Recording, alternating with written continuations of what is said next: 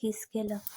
सकाळी देवयानीला जाग आली. ती डोक्यात कोणीतरी दगड घालत असल्यासारखे वेदनेने ती डोकं पकडून उठून बसली. तिने इकडे तिकडे पाहिलं. सगळं विचित्र वाटत होतं. तिने एक हात असा डोक्याला धरून दुसऱ्या हाताने टेबलवरचं पाणी घेतलं आणि घटाघटा पाहिली. शेट, ही विस्की. ती जड झालेली डोळे उघडझाप करत होती. तेवढा दरवाजा वाजला. तिने दचकून त्या दिशेला पाहिलं तर तिथे कार्तिकची नोकराणी होती. मॅडम, हा ज्यूस प्या आणि नंतर ही गोळी घ्या, बरं वाटेल, ती बोलली आणि निघून गेली. देवयानीने तिच्या अंगावरचं पूर्ण ब्लँकेट काढून टाकलं आणि स्वतःकडे पाहिलं. मग तिने आजूबाजूला पाहिलं. टेबलवर तिचा ड्रेस स्वच्छ करून ठेवला होता. तिच्या डोक्यात जबरदस्त वेदना होत होत्या. तेवढ्यात तिला उमळून आलं तशी ती वॉशरूममध्ये पळाली. उलटी झाल्यावर तिला थोडं बरं वाटलं. तिने बाहेर येऊन तो ज्यूस प्यायला आणि गोळीही घेतली. घड्याळात 9चे टोले पडत होते. ऑफिसला जायला हवं, पण हा सनकी हिटलर मला त्याच्या फार्म हाऊसवर सोडून कुठे गेला? ती विचार करतच वॉशरूममध्ये गेली आणि आवरून बाहेर आली. आता गोळीचा असर सुरू झाला होता, त्यामुळे तिला बरं वाटत होतं. तिने तिथल्या नोकराणीकडे पाहिलं. कार्तिक सर कुठे गेले? देवयानीने नोकराणीला विचारलं. ते ऑफिसला गेले. तुम्हाला नाश्ता देऊ का? ती बोलली. नाही नको, गोळीसाठी धन्यवाद, ती बोलली. सर जाताना सांगून गेले होते. ती बाई बोलली. ओके, मला उशीर होतोय, मी जाते. इथे कुठे ऑटो मिळेल का? देवयानीने विचारलं. सर तुमच्यासाठी गाडी आणि ड्रायव्हर सोडून गेले आहेत, ती बाई म्हणाली. ओके, देवयानी बोलली आणि बाहेर पडली. पण थोडं पुढे जाताच तिला काहीतरी आठवलं. ती पुन्हा माघारी आली. वरती माझं काही राहिलं आहे, जाऊ का? तिने त्या नोकराणीला विचारलं. मॅडम, हे तुमचंच आहे, मला काय विचारता? ती नोकराणी हसत बोलली. हे सगळं माझं नाहीये, पण कधीतरी होईल. तिचं मन तिलाच बोललं. ती भरभर पायऱ्या चढत वरती गेली. तिने समोरच्या रूमचा दरवाजा उघडला. ही तीच रूम होती जिथे तिने कार्तिकला काहीतरी बघत असताना पाहिलेलं. त्यावेळी तो थोडा भावूक झालेला. शिवाय शिवच्या म्हणण्यानुसार कार्तिक कॉलेजमध्ये असताना डायरी लिहायचा ना, त्याचं सगळं सामान नंतर त्याने याच हाऊसवर आणून टाकलं होतं. सायली काकूंबद्दल शिवलाही काहीच माहिती नव्हतं. त्या तशा का झाल्या, त्यांच्यासोबत नेमकं काय झालं, काहीच माहिती नव्हतं. पण कदाचित कार्तिक पाटीलच्या डायरीमधून काहीतरी मिळण्याची शक्यता होती. ती मनोमन खुश झाली होती. तिने पटकन तिथल्या वस्तू आणि ड्रॉवर शोधायला सुरुवात केली. त्यात तिला काही अल्बम मिळाले. तिने ते उघडून पाहिल्याने ती थोडी गोंधळली. तिने ते अल्बम तसेच ठेवल्याने आत डायरीचा शोध घेऊ लागली. बराच वेळ शोधल्यावर तिला लाल रंगाचा आकर्षक कव्हर असलेली एक डायरी दिसली. त्यावर थोडी धूळ साचली होती. तिने ती झटकली आणि उघडली. पहिल्याच पानावर लिहिलं होतं, माझ्या आयुष्यातील रहस्य. त्यावरची तारीख खूपच जुनी होती, अगदी 15 वर्षापूर्वीची. म्हणजे कदाचित तेव्हा कार्तिक पाटील शाळा कॉलेजमध्ये होता. तिने ती डायरी घेतली आणि पर्समध्ये टाकली. बापरे, जर माझ्या कुचक्या बटाट्याच्या डायरीबद्दल कळलं तर नक्कीच तो मला जिवंत काढेल. पण इतके दिवस ही डायरी अशीच पडून आहे, म्हणजे तो बघायला येणार नाही. तिने मनाची समजूत घातली आणि खाली आली. ठीक आहे, बाय. तिने मगाच्या नोकरीचा निरोप घेतला आणि गाडीत जाऊन बसली. थोड्याच वेळात तिची गाडी ऑफिससमोर येऊन थांबली. भैया, किती झाले? तिने पर्समधून पैसे काढत विचारलं. सरांनी पैसे दिले आहेत, तो ड्रायव्हर बोलला. ती मग गाडीतून उतरली आणि ऑफिसमध्ये गेली. तिने अजिंक्यला फोन केला तर त्याने तिला अंकिता मॅडमच्या केबिनजवळ यायला सांगितलं. ती तिथे गेली. बाहेरच अजिंक्य डोक्याला हात लावून सोफ्यावर बसला होता. समोर लॅपटॉपवर काहीतरी करत होता, पण चेहरा जबरदस्त वैतागलेला वाटत होता. काय झालं? तिने त्याच्याजवळ बसत विचारलं. तसं दचकून त्याने तिच्याकडे पाहिलं. देवयानी, देवयानी, कुठे होतीस तू? सकाळपासून शोधतोय तुला. तू तुझ्या रूममध्ये पण नव्हतीस? त्याने विचारलं. हो, मी ते माझ्या नातेवाईकांकडे गेले होते, तिने खोटं सांगितलं. यार, माहीत आहे पुणे तुझं शहर आहे, पण आपण ऑफिसच्या कामासाठी आलोय, तर यावर थोडं लक्ष दे, अजिंक्य वैतागून बोलला. काय झालंय? देवयानीने शांतपणे विचारलं. बदल करून सकाळी बॉसला दाखवायला गेलो होतं. खरं सांगायचं तर यार, इथला बॉस खूप जास्त उद्धट आणि सनकी आहे. अरे छोट्या छोट्या चुका काढून ओरडत होता. अजिंक्य इकडे तिकडे पाहत हळू आवाजात बोलला. सर, ते त्यांचं काम करत होते. त्यांच्या कंपनीचा प्रोजेक्ट आहे, ते बारकाईने पाहत आहेत. यात सनकी बोलण्यासारखं काय आहे? देवयानीने थोड्या रागात विचारलं. ए बाई, तू आपल्या कंपनीची बाजू घ्यायचं सोडून त्यांची बाजू का घेतेस? अजिंक्यने पुन्हा डोक्याला हात लावून विचारलं. शेट, या सायकोसाठी आता तर दुसऱ्या लोकांवर आपण चक्क रागवू लागलोय. देवयानी देवी, सांभाळा. देवयानीने मनातच स्वतःच्या डोक्यावर टपली मारून घेतली. मी बाजू घेत नाही, जे आहे ते आहे. देवेने काहीतरी बोलायचं म्हणून बोलली. बरं, त्यांनी सांगितलं तसं सगळं केलंय, पण आता त्यांच्यासमोर जायची हिंमत होत नाही. भीती वाटते. ते अंकिता मॅडमना देऊ का? कदाचित त्या दाखवतील त्यांना. अजिंक्य सुस्कारा सोडत बोलला. मी दाखवून येऊ का? देवयानीने विचार करत विचारलं. तू? अगं, त्याचा मूड चांगला नाहीये. खूप रागवलेला आहे. तू रडायला लागशील. तो काही बोलला तरी मी ट्राय करते. द्या तो लॅपटॉप. कदाचित त्यांना आता हे आवडेल, ती बोलली. त्याने मग लॅपटॉप तिच्या हातात दिला. ती त्याच्या केबिन समोर आली आणि तिने एक दीर्घ श्वास घेतला. नाही म्हणायला तिला आता भीती वाटू लागली होती, कारण तो खरंच सनकी होता. कधी रागवेल हे तर तिला पण माहिती नव्हतं. मे आय कम इन सर? तिने दरवाजा ढोकलून विचारलं. त्याचा आवाज आला. ते आतमध्ये गेले आणि त्याच्यासमोर उभे राहिले, पण त्याने मान वर करून पाहिलं पण नाही. सर, ती पुन्हा अडखळत बोलली. त्याने आता मान वर करून तिच्याकडे पाहिलं. ती चेअरवर बसण्यासाठी विचारत होती. सीट, तो बोलला. ती बसली आणि तिने लॅपटॉप त्याच्यासमोर ठेवला. सर, तुम्ही तपासून पाहू शकता का? ती म्हणाली. ठीक आहे. अंकिता मॅडमकडे सबमिट कर, मी सही करतो. तो बोलला. ओके. ती सुस्कारा सोडत उठली. म्हणजे आता आपण बँगलोरला जायला हवं परत, याच्यापासून पुन्हा दूर. तिचे डोळे लगेच पाणवले. तिने लॅपटॉप उचलला आणि तो घेऊन बाहेर जाऊ लागली. तेवढ्यात देवयानी त्याने हाक मारली. तिने मागे वळून त्याच्याकडे पाहिलं. तो खुर्चीवरून उठला होता आणि तिच्या दिशेने येत होता. तिचं काळीज जास्त धडधडू लागलं. हो सर. तिने सामान्य राहण्याचा प्रयत्न केला. तो एकदम तिच्याजवळ येऊन उभा राहिला. त्याच्या परफ्यूमचा वास तिच्या नाकात शिरला आणि तिला आठवलं, सकाळी जेव्हा ती उठली होती तेव्हा तिच्या पूर्ण शरीराचा वास सुद्धा असाच काहीसा होता. तिने आणखीन काही विचार करणार तोच त्याने खिशातून काहीतरी काढलं आणि तिचा हात पकडून त्यावर ठेवलं. तिने थोडं चकित होऊन हातात पाहिलं आणि आता तिच्या पायाखालची जमीन हादरली, कारण हातात तेच पैंजण होतं जे 9 महिन्यापूर्वी त्याने तिला दिलं होतं, पण तिने त्याला परत केलं होतं. हे तिने त्याच्याकडे पाहिलं. हे तुझंच आहे आणि तुझंच राहील. पुन्हा परत करू नकोस. तो निर्विकारपणे बोलला आणि पुन्हा त्याच्या खुर्चीवर जाऊन बसला. ती भरलेल्या डोळ्यांनी फक्त त्या पैंजणाकडे पाहत होती. याचा अर्थ काय घ्यावा हेच तिला कळत नव्हतं.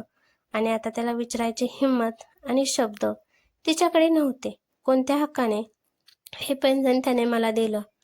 आणि आशय न समजणारे नात्याला काय नाव देऊ, जे प्रेमही नाही, लग्नही नाही आणि मैत्रीही नाही? नक्की आहे तरी काय?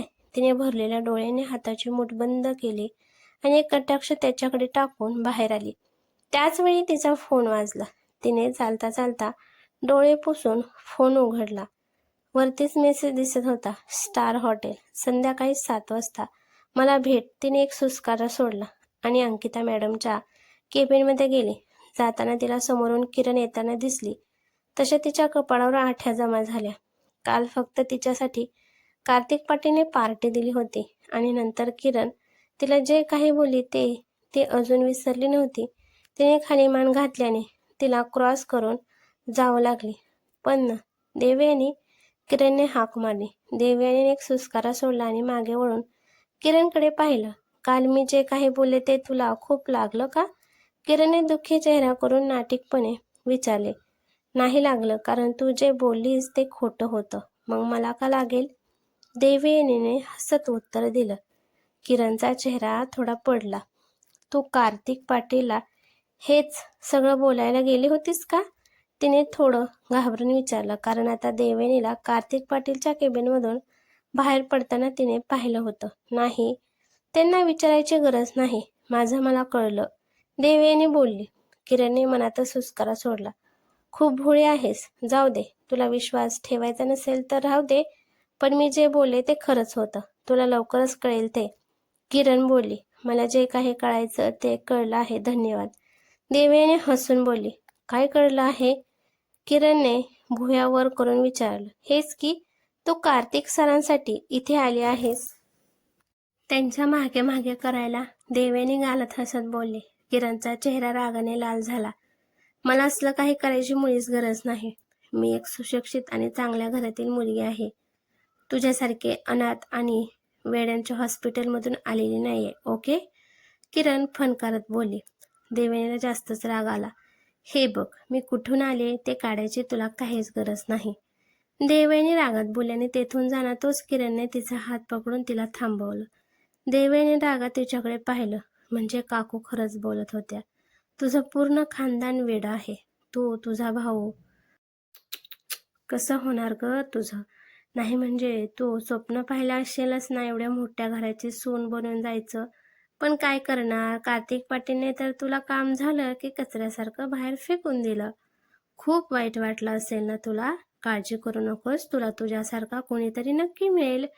शेवटी तुझी ही सुंदरता कधी कामी येईल. पण यावेळी जेव्हा तू एखाद्यावर डोळे टाकशील तेव्हा तुझ्यासारखा एखादा निवड.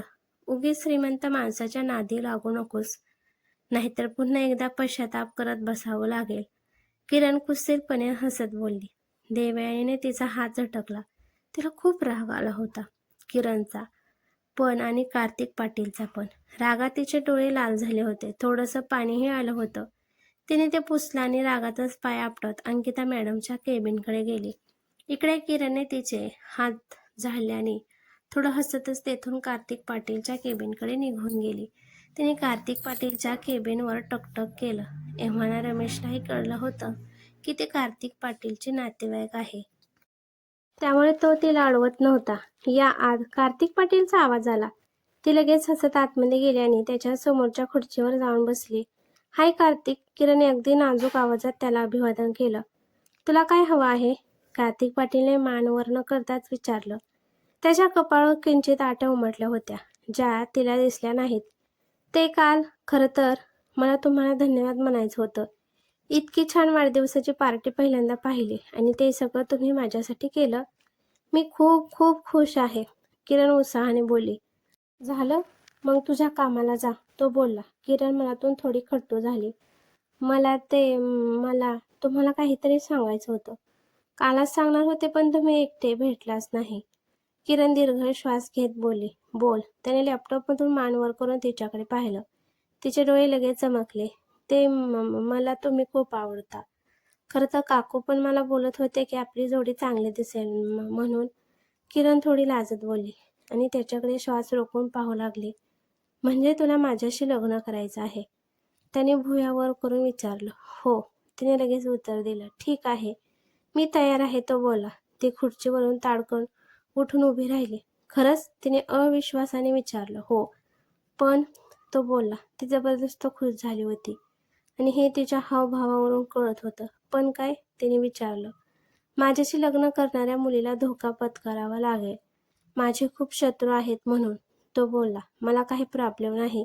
तसे तुमचे बॉडीगार्ड आहेतच की. ते लगेच हात हलवत बोलली. हो, तरीही धोका आहे, तोही जीवाचा. आणि हो, मी लग्नापासून कधीही माघार घेऊ शकतो, कारण मी या बाबतीत स्थिर नाही, तो स्पष्ट बोलला. चालेल, काही प्रॉब्लेम नाही, ती बोलली. एकदा तुम्ही होकार दिला की माझं काम झालं. पुढे मी तुम्हाला माझ्या प्रेमात नक्कीच वेडं करेन आणि मग तुम्हीही स्थिर व्हाल. आणि जीवाची भीती, तीही एवढी श्रीमंत आणि बॉडीगार्ड असताना. ही तर फक्त छोटीशी गोष्ट आहे. पैशाने काही करता येतं. फक्त या छोट्याशा गोष्टीसाठी तरी मी तुम्हाला नाही गमावणार. किरण मनातच बोलली. ठीक आहे, तू जा मग, तो बोलला. मी काका आणि काकूंना सांगते, ती आनंदाने बोलली. हो, पण मला वाटतं तू आणखीन एकदा विचार कर दोन्ही गोष्टीचा. पुन्हा मला दोष देऊ नकोस, तो निर्विकारपणे बोलला. काळजी करू नका, मी काकूंशी बोलते, ती बोलली आणि त्याच्या बाजूला आली. त्याने डोळ्यांनीच काय म्हणून विचारलं आणि त्याच वेळी तिने खाली झुकून त्याच्या गालावर किस केला. काय हे? कार्तिक पाटील रागात बोलला, पण त्याचवेळी त्याने स्वतःला आवरलं. बाय. ते हसून डोळे मिचकावत बोलल्याने तेथून बाहेर पडली. ती जाताच कार्तिक पाटीलने रागात समोरच्या टेबलावर हात आपटला. निर्लज्ज. त्याने टिश्यू पेपर घेऊन लगेच गाल साफ केला. थोडा शांत झाल्यावर त्याने एक नंबर डायल केला. हॅलो राजवाडे. हा सर बोला. तुम्ही सांगितलेला प्लॅन आपण वर्क करत आहोत, कार्तिक बोलला. यस, ए हुई ना बात. मी तरी विचार करतच होतो की आता मॅडम पुण्याला आहेत तर हा प्लॅन कम्प्लीट व्हायला हवा. तो त्याच्या बोळातून नक्कीच बाहेर पडेल. राजवाडे आनंदाने बोलला. राजवाडे, यात मॅडम सहभागी नाहीत. तिच्या जीवाची मी कधी जोखीम घेऊ शकत नाही. मी कोणातरी दुसऱ्यासोबत लग्न करतोय, कार्तिक पाटील थंडपणे बोलला. राजवाडे गोंधळून गेला. पण सर, राजवाडे बोलला, त्याला फक्त माझा आनंद बघायचा नाही, मग मी कोणाशीही लग्न करो. तो त्या व्यक्तीला नुकसान नक्कीच पोहोचवेल, फक्त मला त्रास देण्यासाठी. म्हणून आता त्याला पकडण्याची संधी आहे. तुम्ही तयार राहा, मी माझ्या माणसांनाही तयार करतो. बाकी कुठे हे प्रकरण लीक होणार नाही याची काळजी घ्या. कार्तिक पाटील बोलला, ठीक आहे सर, मला पुढे काय करायचंय ते सांगा. राजवाडे बोलला. कार्तिक पाटीलने फोन कट केला आणि एक दीर्घ श्वास घेतला. तो प्लॅन तर करत होता, पण त्याला देव येण्याची काळजी वाटत होती. जर त्याच्या लग्नाची बातमी तिला कळली तर तिची काय अवस्था होईल, तो विचारही करू शकत नव्हता. तिचा रडका चेहरा डोळ्यासमोर येताच त्याच्या हृदयात वेदनेची कळ उठत होती. नाही, ती या सगळ्याने खचून जाईल. तिला मला एवढं दुःख नाही द्यायचं, मला काहीतरी करावं लागेल. तो डोळे झाकून स्वतःशीच बोलत होता. इकडे देवयानीने प्रेझेंटेशन अंकिता मॅडमना दाखवलं. अजिंक्यही यावेळी तिच्यासोबत होता. बरं, आता आमचं काम झालेलं आहे. जेव्हा हा प्रोजेक्ट सुरू होईल तेव्हा आपण भेटूच. पण आता आम्हाला निघायला हवं. अजिंक्य अंकिता मॅडमना हात मिळत बोला. हो, नक्कीच भेटू. देवयानी, आज रात्री माझ्या घरी जेवायला येतेस का? अंकिता मॅडम म्हणाल्या. नाही मॅडम, मी आज रात्रीच बँगलोरला जाते, ती बोलली. अरे, हे तू कधी ठरवलंस? म्हणजे आपली उद्याची तिकीटं काढली आहेत. अजिंक्यने थोड्या आश्चर्याने विचारलं. नाही, माझा भाऊ, त्याला थोडा ताप आहे आणि मी तिथे असल्याशिवाय तो औषध घेत नाही, म्हणून मी आज रात्री जाते. देवयानी जबरदस्तीने हसत बोलली. बरं, मग भेटू पुन्हा कधीतरी, अंकिता मॅडम म्हणाल्या. हो, नक्कीच, देवयानी बोलली. दोघंही केबिनमधून बाहेर आले. देवयानी, आज तू मला तुझी पुणे फिरवून दाखवशील का? अजिंक्यने विचारलं. सॉरी, पण मला थोडी विश्रांती घ्यायची आहे. तुम्ही पुणे दर्शन गाडीमध्ये बसा, ते सगळं दाखवतील. देवयानी बोलल्याने तेथून निघून गेली. संध्याकाळी देवयानीने वेळ पाहिले. 6:30 वाजत आले होते. तिने तिची पर्स घेतली आणि हॉटेल गाठलं. मिस्टर पाटील, तिने रिसेप्शनमध्ये विचारलं. 1 मिनिट मॅडम. रिसेप्शनवरच्या बाईने कोणाला तरी फोन केला. मिस देवयानी, तिने विचारलं. देवयानीने होकारार्थी मान हलवली. मग तिने ठीक आहे बोलून फोन ठेवला. मॅडम, वरच्या मजल्या दुसऱ्या प्रायव्हेट केबिनमध्ये जा, ते अजून आले नाहीत. तुम्हाला वाट पाहायला सांगितले आहे, ती बाई बोलली. धन्यवाद, देवयानी बोलली आणि तिने दाखवलेल्या दिशेने गेली. केबिन छोटीच होती पण बंदिस्त होती. ती जाऊन तिथे बसली. त्यांची वाट पाहत मिस्टर पाटील, कार्तिकचे वडील, तिला 9 महिन्यापूर्वी ती जेव्हा त्यांना भेटायला गेली होती तो क्षण आठवला. असंच ती त्यांच्यासमोर त्यांच्याच रूममध्ये बसली होती. काय बोलायचं आहे? मिस्टर पाटीलांनी विचारलं. सर, तुम्ही बोलल्याप्रमाणे मी इथून दूर निघून जाते, ती बोलली. तुला जावंच लागेल. मी आधीच सांगितलं आहे की वेड्यांच्या हॉस्पिटलमधून आलेली मुलगी माझी सून नाही बनू शकत. मिस्टर पाटील करारी आवाजात बोलले. हो, पण तुमच्या मुलाने मनात आणलं तर सगळं काही होऊ शकतं. तुम्ही काहीच करू शकणार नाही, ती थोडं हसत बोलली. तो असं काही करणार नाही. मुळात प्रेम आणि लग्न या दोन्हीपासून तो खूप दूर आहे, मिस्टर पाटील बोलले आणि तिने पर्समधून पैंजण काढलं. असं असतं तर परवा रात्री त्यांनी मला प्रपोज केलं नसतं, तेही इतकं महागडं पैंजण देऊन, ती पैंजण दाखवत बोलली. मिस्टर पाटीलांचा चेहरा पडला. हे हे त्याने तुला दिलं? मिस्टर पाटीलांनी अविश्वासाने विचारलं. फक्त दिलं नाही, खाली झुकून माझ्या पायात घातलं, ती बोलली. मिस्टर पाटील शॉक झाले. तो असं काही करणार नाही, ते नकारार्थी मान हलवत बोलले. त्यांनी केलं हे आणि कदाचित उद्या मला लग्नासाठी पण नक्कीच विचारतील, ती खोटं खोटं बोलली. खरं तर आजच कार्तिकचं वागणं पाहून ती गोंधळून गेली होती. तो सरळ सरळ तिला दुर्लक्ष करत होता, पण तिला सध्या खोटं बोलण्याशिवाय पर्याय नव्हता. काय हवंय तुला? तू त्याच्या आयुष्यातून दूर जा. आधीच घरात एक वेडी आहे, मला दुसरी वेडी नको आहे. तू त्याचं आयुष्य खराब करून टाकशील, मिस्टर पाटील वैतागून बोलले. जी पहिली वेडी आहे तीच मला द्या, मी जाईल इथून दूर, देवयानी पैंजण पुन्हा पर्समध्ये ठेवत बोलली. मिस्टर पाटील पुन्हा गोंधळून गेले. काय काय बोललीस तू? त्यांनी गोंधळून विचारलं. त्यांना त्यांच्या कानावर विश्वास बसत नव्हता. मिसेस सायली पाटील, कार्तिक सरांच्या आई, त्यांना मला द्या, देवयानी ठामपणे बोलली. वेडी आहेस का? तिला घेऊन तू काय करणार? 1 मिनिट, आमची प्रॉपर्टी हडपण्याचा तुझा काही वेगळा प्लॅन आहे का? मिस्टर पाटीलांनी रागात विचारलं. देवयानीला त्यांची कीव करावीशी वाटली. नाही सर, तुमची एवढी मोठी प्रॉपर्टी घेऊन मी काय करणार? मी तर मला जितके मिळतं तेवढ्यात खूप समाधानी आहे. मला फक्त त्यांना घेऊन जायचं आहे. त्यांना ठीक करायला, देवयानी बोलत होती आणि मिस्टर पाटील हसू लागले. तू खरंच वेडी आहेस. जिला पूर्ण हॉस्पिटलची टीम व्यवस्थित करू शकली नाही, तिला तू ठीक करणार? स्वप्न बघतेस का, तेही दिवसा? मिस्टर पाटीलांनी कुत्सितपणे विचारलं. हो, स्वप्न पाहते. मला स्वप्न पाहायला आवडतात. पण हो, ती स्वप्न पूर्ण करण्यासाठी सुद्धा मी तितकेच प्रयत्न करते. आणि खरंच मी सायली काकूंना बरं करण्याचा प्रयत्न करेन. ती विश्वासाने बोलली. हे बघ माझी आत्याची बायको, सायलीची व्यवस्थित